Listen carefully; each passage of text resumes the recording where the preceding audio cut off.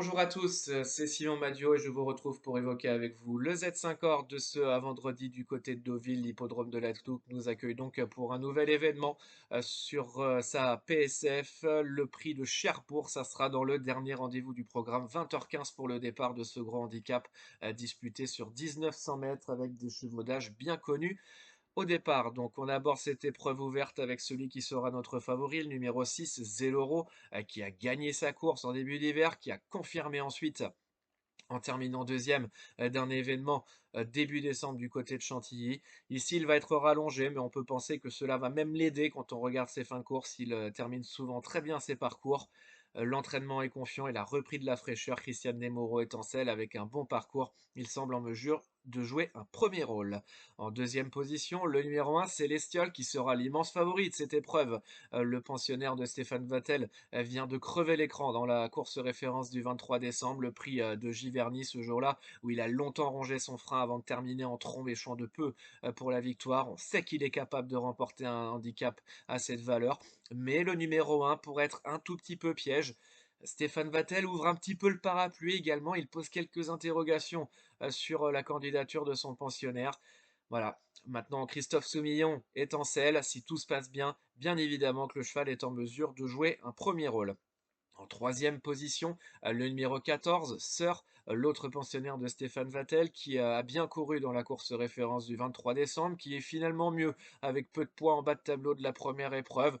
Son jockey est en grande forme, elle est plutôt pratique à monter avec un bon parcours. Elle aussi doit jouer un très bon rôle, c'est sans doute le bon point d'appui pour les places. En quatrième position, le numéro 8, Sous la neige, le cheval de Gavin Hernon. Il vient de très bien courir lui aussi dans la course référence du 23 décembre. Il était monté plus offensivement ce jour-là malgré un mauvais numéro de corde. Ici, il a tiré le numéro 5. C'est bien, il va pouvoir attendre tout proche côté corde cette fois dans un dos. Ce n'est pas forcément un gagnant en puissance, mais avec un bon parcours, il est également capable d'entrer dans la bonne combinaison. En cinquième position, le numéro 9, Star of the Night, qui est souvent plus compétitif dans les courses à conditions. En effet une jument qui attend dans un parcours. Alors parfois dans les handicaps, elle se retrouve un peu loin pour revenir jouer un bon rôle.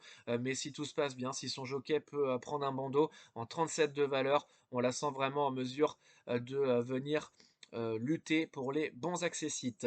Enfin, en sixième et dernière position, méfiance avec le numéro 15, Fearless Cheetah, qui a gagné quand même à 4 reprises l'an dernier sur le sable.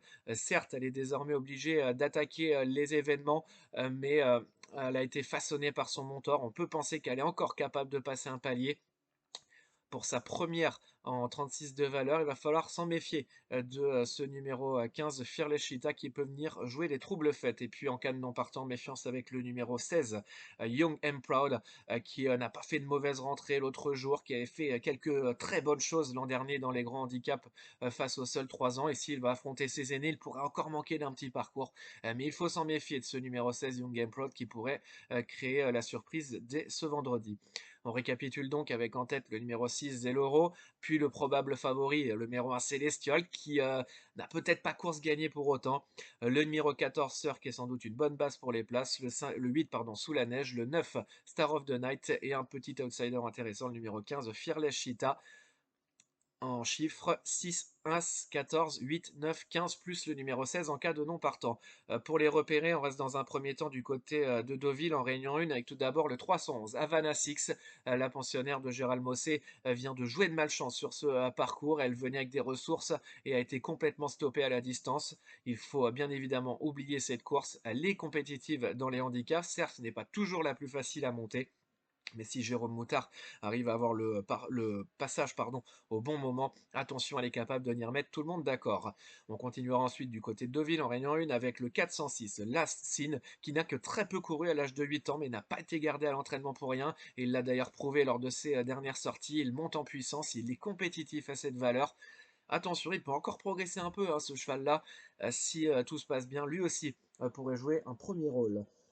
On continue ensuite du côté de Deauville avec le coup de poker, le 511 Wallem Départ 18h35 pour ce handicap. Le cheval vient d'être très malheureux sur ce parcours. Il n'a jamais pu s'exprimer pleinement dans la ligne droite malgré des ressources évidentes. Ce n'est pas le plus facile à monter. Il doit absolument être caché et venir au bon moment. Mais il a tiré un bon numéro de corde ici. Si elle n'est pas trop loin, et puis surtout si ça s'ouvre à l'entrée de la ligne droite, on pourrait enfin voir ce dont il est capable. Il est en mesure de jouer un premier rôle à une cote intéressante. Et puis on ira un peu du côté de Pau en Réunion 2 avec le 408 Some of Them qui a fait de bonnes choses hein, depuis la fin de l'automne dernier. Il avait pris une place dans un gros handicap à Auteuil. Il a confirmé le 16 décembre dans un événement sur les S sur cette piste paloise en luttant longtemps pour la victoire. Ici, il va débuter sur le steep. L'opposition est assez forte, mais on peut penser que le pensionnaire de Daniel Amélé est parfaitement capable de débuter dans cette discipline avec brio. On récapitule donc avec en Réunion 1 le 311 Havana 6, le 406 Las Sin, le coup de poker le 511 Wallem et en Réunion 2 du côté de Pau le 408 Some of Them. Demain vous retrouverez Paola, je vous retrouve la semaine prochaine du côté de Pau pour un nouvel événement sur les obstacles. D'ici là, n'hésitez pas à vous abonner à la chaîne YouTube The Turf pour recevoir chaque jour nos pronostics en 6. N'oubliez pas que le jeu doit rester responsable. Vous retrouverez toutes les mentions légales en bas de votre écran. N'oubliez pas non plus de télécharger l'application The Turf pour avoir toutes les informations utiles à vos jeux. Et n'oubliez pas d'aller découvrir le jeu à Combi Turf qui vous permet de associer plusieurs chevaux sur plusieurs réunions différentes à des niveaux de mise différentes, report de mise de 25, 50%, 75%, 100%. N'oubliez pas d'ailleurs qu'en ce moment, le combiteur fait booster, ça vous permet pourquoi pas d'aller chercher plus de 50% jusqu'à 50% de plus sur vos gains. Donc n'hésitez pas à vous laisser tenter par le nouveau jeu The Turf, le Combi Turf. Et puis avant de vous quitter, n'oubliez pas qu'avec The Turf, ça va aller.